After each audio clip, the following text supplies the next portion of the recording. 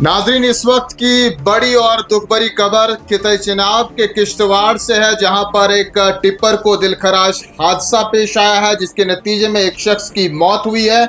हमारे साथ phone line पर मौजूद है हमारे नुमाइंदे आसिफ भट्ट। आसिफ, बताइएगा क्या कुछ तफसीलात हैं इस सड़क हादसे से मुतल्लिक आपके पास, और कब ये हादसा कहां पर पेश आया? मैं आपको बता दूं कि आज दोपहर का ये वाक़या है। कस्बा किश्तवाड़ से लगभग 7-8 किलोमीटर की दूरी पर यह इलाका पड़ता है, जब एक टिप्पर जो है गाड़ी वो इस सड़क पर रवा थी और एक जगह पर जब ड्राइवर ने जो है मोड़ काटने की कोशिश की तो जिस दौरान इस गाड़ी को जो है हादसा पेश आया है। जो मौके पर लोग मौजूद थे उन्होंने बताया कि इस इलाके में जो है काफी ज्यादा धुंध थी, जिसकी वजह से ऐसा माना जा रहा है कि गाड़ी का जो ड्राइवर है उसको जो है पीछे जो है वो पूरा दिखाई नहीं दिया और गाड़ी का जो टायर है वो सड़क से जो है नीचे जो है चला गया और जिससे ये जो है हादसा पेश आया।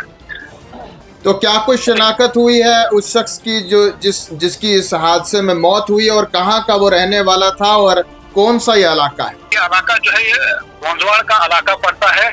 ये काफी जो है पहाड़ी इलाका है। गाड़ी जो है लगभग 200 से 300 फुट जो है नीचे गहरी खाई में जा गिरी है। अगर आप तस्वीरों में अगर आप देखेंगे तो इस जो गाड़ी जो टिप्पर है इसकी जो है वो पूरे परखच्चे जो है उड़ चुके हैं।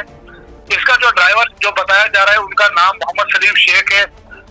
वल्द गुलाम कादिर शेख ये बटोत के रहने वाले थे, लेकिन ताहाल जो है ये किश्तवाड़ में ही रिहाइश पजीर थे। ये जो अभी तक हमारे पास यही तफसीलात आई हुई है। उसके बाद जो है बॉडी को जो है मुकामी लोगों, एनजीओ जो है पुलिस, उसके बाद जब मौके पर पहुंची थी तो उन्होंने जो है बॉडी को वहां से उठाकर जिला अस्पताल किश्तवाड़ पहुंचाया है।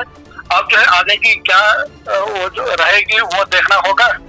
पुलिस भी है इसमें छानबीन जो है वो उन्होंने तहकीकात जो है उसकी शुरू कर दी है। तो नाजरीन, रिपोर्ट पेश कर रहे थे हमारे साथी आसिफ भट्ट। तस्वीरों में आप साफ तौर पर देख सकते हैं कि कितनी मुशक्कत के साथ रेस्क्यू ऑपरेशन किया गया और एक खाई से जो है वो लाश को निकाला गया और फिर अस्पताल पहुंचाया गया।